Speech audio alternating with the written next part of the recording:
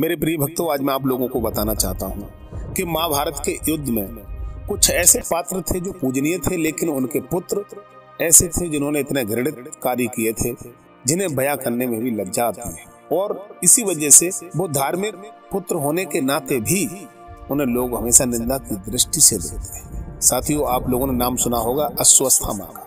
यह अश्वत्थामा आचार्य द्रोण का पुत्र था। जिन द्रोणाचार्य ने पांडव और कौरवों को शस्त्र विद्याएं सिखाई थी, विद्याओं का अध्ययन कराया था, उन्हीं का पुत्र था अश्वत्थामा।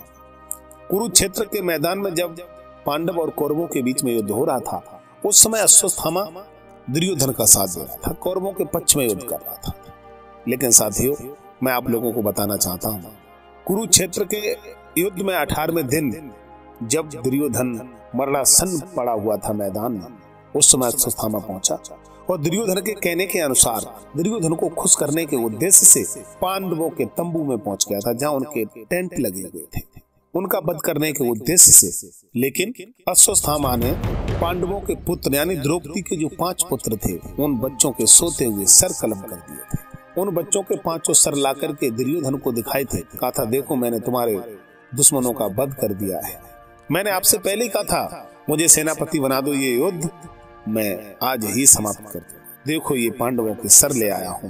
दुर्योधन ने जब उन सरों को बारी बारी से देखा और जैसे ही दुर्योधन ने उन सरों को हाथ से दबाया, वो सर फूट गए। साथियों, दुर्योधन भांप गया, ये पांडवों के सर नहीं है, क्योंकि भीम का सर हाथ से दबाने से इतनी आसान तरीके से नहीं फूट सकता था। लेकिन बाद में पता चला ये पांडव नहीं, पांडवों के पुत्र थे जो शिविर में सो रहे थे। साथियों, दुर्योधन बहुत रोया और अश्वत्थामा से कहा, अश्वत्थामा मरते वक्त तूने मुझे एक और ये घाव दे दिया। मैं नहीं चाहता था, मेरा बैर पांडवों से था, ना कि पांडवों के पुत्र से, क्योंकि ये हमारे वंश थे, ये हमारे वंश को आगे ले जाने वाले थे। साथियों, इन 5 पुत्रों के सर कलम करके अश्वत्थामा को तसल्ली नहीं हुई थी। इसके अलावा उसने इससे भी बड़ा एक घृणित कार्य किया था। अभिमन्यु की पत्नी का नाम था उत्तरा। उत्तरा के गर्भ में एक शिशु पल रहा था।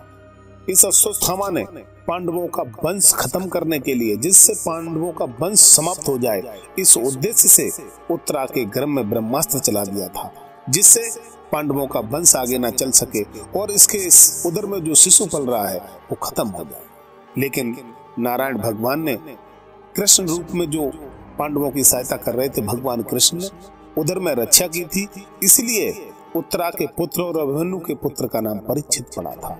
मेरे प्रिय भक्तों, आप कमेंट में इस बात को मुझे जरूर बताएं, अश्वत्थामा ने अच्छा कार्य किया था या बुरा? हाँ और ना में कमेंट में आप जरूर लिखें। हर हर महादेव। ओम नमो भगवते वासुदेवाय।